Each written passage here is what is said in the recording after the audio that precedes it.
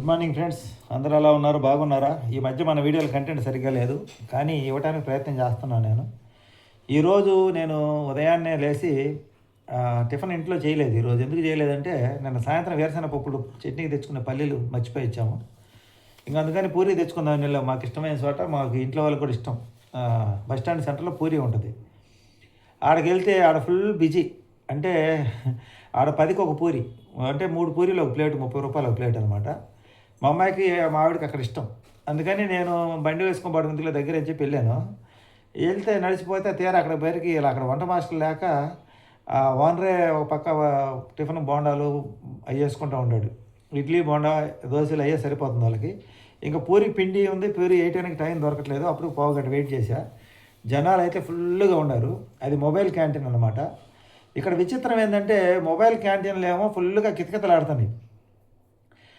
అదే వాళ్ళకేమో మాస్టర్లు ఎగనాం పెడుతున్నారు. వర్క్ ఎక్కువ ఉండి ఎగనాం పెట్టి వాళ్ళు బాధపడుతున్నారు. వర్క్ ఎక్కువే వాళ్ళు బాధపడుతున్నారు. ఇంకా సరే, ఇంక అక్కడ కాసేపు వెయిట్ చేసి ఇంక లాభం లేదు ఇక్కడ అని చెప్పి నేను, వీళ్ళకి పూరి కావాలంటే ఇంక మళ్ళీ వాళ్ళదే ఇంకో హోటల్ ఉంది, అక్కడ ఆ హోటల్కి వెళ్తే అక్కడే కొంచెం ఖాళీగానే ఉంది. ఇట్లా ఇక ఇక్కడ ఏంది ఇంత ఖాళీగా ఉంది, అక్కడ ఫుల్గా ఉందంటే పని వాళ్ళు రాక అక్కడ ఫుల్ అయ్యి ఉంటుందిలే అన్నారు. పూరి వీళ్ళ దగ్గర వచ్చేసి 20కి 3 పూరి. చూడండి, చిన్న చిన్న పూరి చూపిస్తా చూడండి, 20కి 3 పూరి. అయితే వాళ్ళు ఏమన్నారంటే హోటల్లో, అక్కడేమో ఫుల్ బిజీగా ఉంది, అక్కడ వంట మాస్టర్ రాలా. ఇక్కడేమో వీళ్ళకి అంత బిజీ లేదు. కానీ వీళ్ళు చెప్పడం ఏంటంటే, మాకు రెంట్లు ఎక్కువైపోయినాయి, వర్కర్లకి జీతాలు ఎక్కువైపోయినాయి అని అంటున్నారు. ఇంకొక హోటల్ కూడా చూసి అక్కడ బస్ స్టాండ్ ఇంకొక సెంటర్లో, అక్కడ ఆ హోటల్ మూసేసి ఉన్నారు. ఎందుకు ఇలాంటి పరిస్థితి జరుగుతుందంటే, వంట మాస్టర్ రాకపోతే హోటల్ మూసుకోవాల్సి వస్తుంది. ఆ హోటల్ నిర్వహించే వాళ్ళు ఎవరు కూడా సొంత వాళ్ళు చేసుకుంటేనే హోటల్లోనే జరుగుతుందన్నమాట. అప్పటికి పైన వాళ్ళు రాకపోయినా కూడా, ఈ ప్లేట్లు తీసేవాళ్ళు కానీ, ఈ పొట్లాలు పార్సల్ కట్టేవాళ్ళు రాకపోయినా కూడా వాళ్ళు ఆపుకోవాల్సిన పరిస్థితి వస్తుంది. అంటే వర్క్ రద్దీ ఎక్కువగా ఉంటుంది కదా, వచ్చినప్పుడు వాళ్ళని టయానికి అందించలేకపోతే వెళ్ళిపోతారు. అక్కడేమో మొబైల్ క్యాంటీన్ అతని పనేమో మాస్టర్ రాక బాధ. ఇక్కడేమో వీళ్ళకి అందరూ వచ్చారు, కానీ వీళ్ళకి అంత బిజినెస్ లేదు. వీళ్ళకి బిజినెస్ ఈ రెంట్లు ఎక్కువైపోయినాయి అంట వాళ్ళు చెప్పడం. ఈ 30,000 రూపాయలు రెంట్ అని వాళ్ళు చెప్పారు. 30,000 రూపాయలు రెంటు కుర్రోలు మేము సొంత వాళ్ళు వితరణ చేసుకుంటాం. అయినా పైన ఒక సపోర్ట్ మాస్టర్, దోశలు పోసేదానికి ఒక మాస్టరు, లేకపోతే సప్లై చేసే వాళ్ళకి, ప్లేట్లు కడిగే వాళ్ళకి, మొత్తానికి జీతాలకే నెలకు 60,000-70,000 అయిపోతుంది. ఇక మేము కూడా రోడ్డు మీద పెట్టుకుంటాం. ఈ హోటల్ నిర్వహించాలంటే చాలా కష్టంతో కూడిన పని అని అంటున్నారు. ఎవరు కూడా ఈ రెంట్లు విపరీతంగా పెరిగిపోయి బాధపడుతున్నారు. వాళ్ళకి 30,000కే బాధపడుతున్నారు. వాళ్ళు సొంత వాళ్ళు ఇద్దరు చేస్తున్నారు. ఇంకొక అతను 50,000 పెట్టి తీసుకున్నారు రెంటు. అంతా మాస్టర్ల మీద, వర్కర్ల మీద ఆధారపడేది. నెలకు 50,000 రెంటు. వర్కర్లకి మాస్టర్కి వచ్చి 1,000 రూపాయలు ఇవ్వాలి. ఈ దోశలు వేసే మాస్టర్కి 1,000 రూపాయలు ఇవ్వాలి. అతనికి మళ్ళీ సపోర్ట్గా ఉండి అతనికి 800 ఇవ్వాలి. ఇక మనకి ప్లేట్లు తీసే వాళ్ళకి 350 రూపాయలు, సప్లై చేసే వాళ్ళకి ఒక పూటకి 400 ఎంత ఇవ్వాలి పెట్టి మధ్యాహ్నం దాకా, 500 ఎంత ఇవ్వాలి. ఇంకా వాళ్ళు లెక్క చూసుకుంటే ఇంకా వాళ్ళకి ఏం మిగిలిద్దో ఏమో నాకు అర్థం కావట్లా. అందుకని అందరూ ఈ మొబైల్ క్యాంటీన్లు పెడుతున్నారు. నేను ఎక్కడ చూసినా మా ఊర్లో ఏ పక్కన చూసినా మొబైల్ క్యాంటీన్ దగ్గర ఫుల్గా ఉంటున్నారు. మామూలు హోటల్లోనే జనాలు తక్కువగా ఉంటున్నారు. ఎందుకంటే ఇక్కడ ఏంటంటే అన్నీ మన కళ్ళ ముందే పెట్టుంటారు, బండిలో వరుసగా పెట్టుంటారు. టక రోడ్డు మీద నుంచొని తినేదానికి ఇష్టపడుతున్నారు. కానీ ఫ్రెష్గా అప్పటికప్పుడు మన కళ్ళ ముందు వేసేది. హోటల్లో కూర్చొని నిదానంగా తినాలంటే జనాలు ఇష్టపడటం లేదు. ఈ హోటల్ నిర్వహించే వాళ్ళకి పెద్ద తలనొప్పిగా మారింది ఇప్పుడు. 50,000 రెంటు, అది చిన్న హోటలు. 30,000 రూపాయలు రెంటు, అది లోపలికి ఉంటుంది. అంటే మెయిన్ రోడ్డు పక్కనే కొంచెం లోపలికి ఉంటుంది. వాళ్ళ బాధ వాళ్ళది, రోడ్డు మీద పోయేవాళ్ళు కారణట్లేదని. ఇంకో సెంటర్లో వచ్చేసరికి 70,000 రూపాయలు రెంటు. ఇట్లా 70,000, 80,000 రెంట్ పెరిగే కొంది అడ్వాన్స్ పెరుగుతుంటుంది. 50,000 రూపాయల రెంట్కి 2 లక్షల అడ్వాన్స్ ఉంటుంది.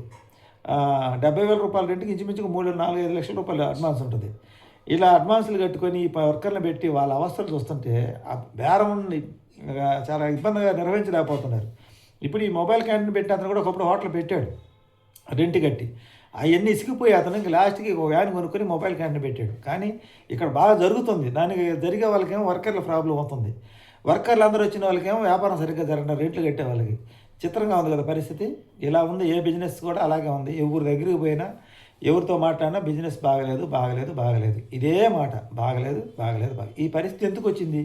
రియల్ ఎస్టేట్ వ్యాపారము గత 2 సంవత్సరాల నుంచి, 2 సంవత్సరాల క్రితం ఉన్న రేట్లు ఇప్పటికీ అయ్యే నడుస్తున్నాయి. నేను పొద్దున రియల్ ఎస్టేట్ వ్యాపారస్తుతో మాట్లాడా.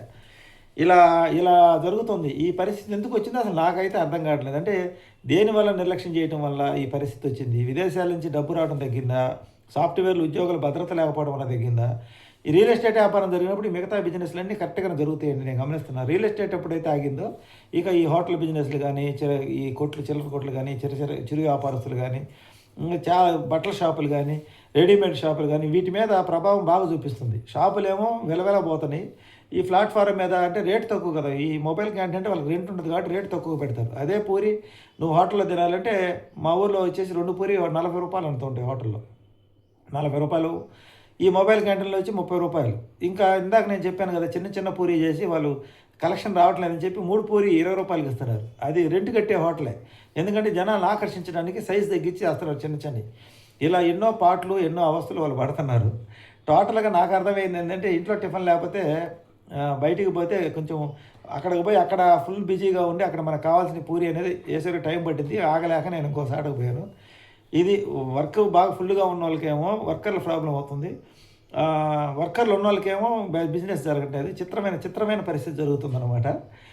టోటల్గా రెంట్లు ఎక్కువే కట్టలేక అందరూ ఈ మొబైల్ క్యాంటీన్, నూడిల్స్ బండ్లు కూడా మొబైల్ క్యాంటీన్లో పెట్టుకుంటున్నారు. ఈ పర్మనెంట్గా ఈ రెంట్లు అయితే కట్టలేకపోతున్నారు. ఈ అన్నీ రెంట్లు విపరీతంగా పెరిగిపోతున్నాయి 2 సంవత్సరాలకు ఒకసారి. దానితోటి వ్యాపారం పెరుగుతుందంటే వ్యాపారంలో పోటీ పెరుగుతుంది. తగ్గించి అమ్మితే కానీ రావటం లేదు. నా పని కూడా అలాగే తీసేసింది. పోటీ పెరిగే తీసేశారు.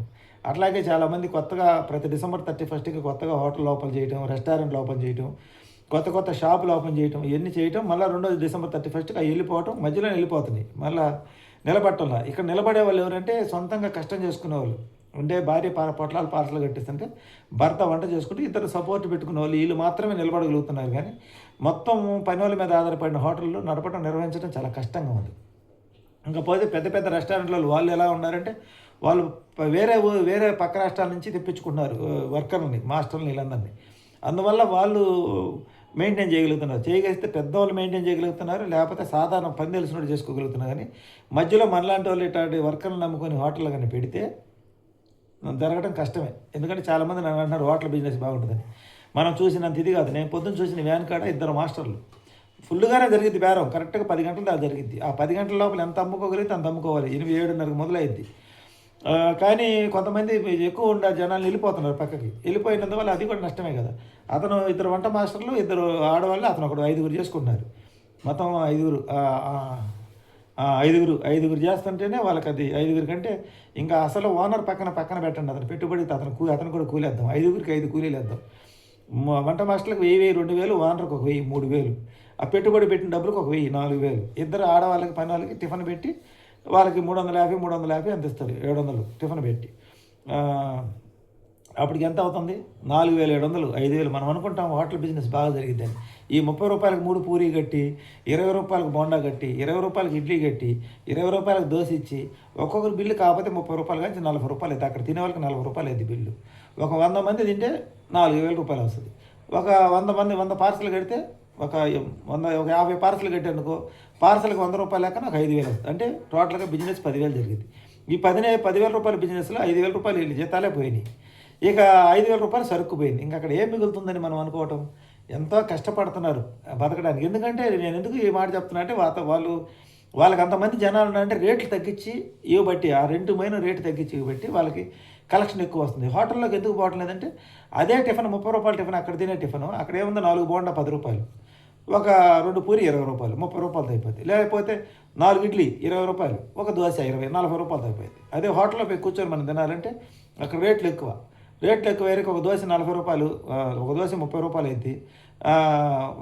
పోతే ఈ ఇడ్లీ తీసుకోవాలంటే ఒక ఇడ్లీ వచ్చేసి 15 రూపాయలు, 2 ఇడ్లీ 15 రూపాయలు, 4 ఇడ్లీ 30 రూపాయలు అయింది. 60 రూపాయలు అయింది. అక్కడ 60 రూపాయలు అయింది. ఇక్కడ 40 రూపాయలకి అయిపోతుంటాయి. మనం 20 రూపాయలు సేవ్ కాబట్టి అందరూ ఇలా నుంచొని అప్పటికప్పుడు ఫ్రెష్గా మన కళ్ళ ముందే వేస్తుంటారు. వేడిగా తినడానికి ఇష్టపడతారు. అక్కడ లోపల నుంచి తెచ్చేది కాబట్టి కొంచెం చల్లగా ఉంటాయి. అందువల్ల అక్కడ ఇష్టపడటం వల్ల ఇది హోటల్ బిజినెస్ పరిస్థితి ఇలా ఉంది. మొబైల్ క్యాంటీన్ కలకాలాడుతున్నాయి, హోటల్ వెలవెలబోతున్నాయి. ఈరోజు నేను అబ్జర్వేషన్ చేసింది అది. మనం బిజినెస్ పెట్టి అని అందరూ అన్నారు. ఏది పెట్టినా అవగాహన కలిగి ఉండాలి. నేను ఏది చేయాలని నేను ప్రతి ఒక్క దాని మీద ఒక అవగాహనతో నేను చూస్తున్నాను. రెంట్లు ఎంత అవుతుంది, వర్కర్లకు ఎంత అవుతుంది అనేది. దీన్ని బట్టి మనకు అర్థమైంది ఏంటంటే, హోటల్ బిజినెస్ చేయాలంటే చేస్తే హైలో చేయాలి, కాకపోతే లోలో చేయాలంటే మనం కూడా మనం ఇంట్లో ఆడవాళ్ళు అందరం కలిసి, కుటుంబ సభ్యులందరూ కలిసి చేసుకుంటే తప్పనిచ్చి మిగిలే పరిస్థితి కాదు. ఇలా ఉండే వ్యాపారాల పరిస్థితి.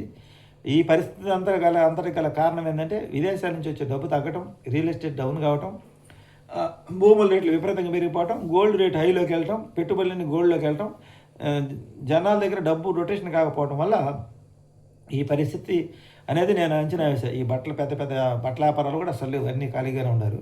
పండగ సీజన్ అయినా కూడా రోడ్ల మీద అంతగా లేదు. కాకపోతే ఆ పండగ 2 రోజులు 3 రోజుల ముందే కొంచెం హడావిడి, అప్పటికప్పుడు రెడీమేడ్ ప్యాంటు, రెడీమేడ్ షర్ట్లు, అప్పటికప్పుడు ఆర్డర్లు, అప్పటికప్పుడు పోయి కావాల్సిన డ్రెస్సులు అవి తెచ్చుకుంటున్నారే. కానీ అవి కూడా అంత ఆన్లైన్ నుంచి తెప్పించుకోవడం ఎక్కువైపోయిన తర్వాత ఈ ఇది ఆఫ్లైన్ అయితే తగ్గిపోయింది వ్యాపారం. అందువల్ల ఈ ఆన్లైన్ షాపింగ్ మాల్ పెరగడం వల్ల, ఆన్లైన్ అలవాటు పడటం వల్ల దానివల్ల కూడా ఒక విధంగా కారణం ఇది అనుకుంటున్నా. కాకపోతే టిఫిన్ హోటల్ పరిస్థితి అంటే గల్లీకి ఎక్కువైపోయింది. బతకడానికి ఏం లేక అందరూ ఇవే పెట్టుకుంటున్నారు.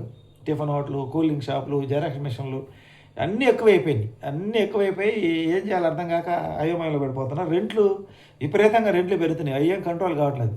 అందువల్ల ఏమవుతుందంటే మన కష్టం ఎంత చేసినా రెంట్లకే సరిపోతుంది. అందరూ అదే మాట అంటారు. ఒక చిల్లర కొట్టు దగ్గరికి పోతే 25,000 రెంట్ ఎక్కడ కట్టాలి? వ్యాపారాలు లేవు. వ్యాపారం అంటే అవి కూడా ఆన్లైన్లో తెప్పించుకుంటారు ఎక్కువ. ఈ వాషింగ్ మిషన్కి సంబంధించిన లిక్విడ్స్ కానీ, సర్ఫులు కానీ, సబ్బులు కానీ, టీ పొడి కానీ ఇవన్నీ ఆన్లైన్లో వస్తున్నాయి. కాకపోతే మనం ఉప్పు, పప్పు, మిరపకాయ అట్టాటి ఇక్కడ తెచ్చుకునేది అవి కూడా వస్తాయి. కానీ మనం అట్టాటి తెప్పించుకుంటుంది. అందువల్ల ఈ చిల్లర కొట్ల బిజినెస్ కూడా కొంచెం కష్టంగానే ఉంది. రెంట్లు ఎక్కువైపోయినాయి. ఈ రెంట్లు పెరగటం వల్ల పరిస్థితి అంత తారుమారు అవుతుంది. పోటీ పట్టడం వల్ల వాళ్ళు రెంట్లు పెంచేస్తున్నారు, డిమాండ్ ఎక్కువ అవుతుంది. అందువల్ల సంపాదించిన డబ్బులు మొత్తం రెంట్లకే సరిపోతున్నాయని వాళ్ళు ఆవేదన వ్యక్తం చేస్తున్నారు. ఇది ఈరోజు వీడియో నచ్చితే లైక్ చేయండి, సపోర్ట్ చేయండి, సబ్స్క్రైబ్ చేయండి. Thank you.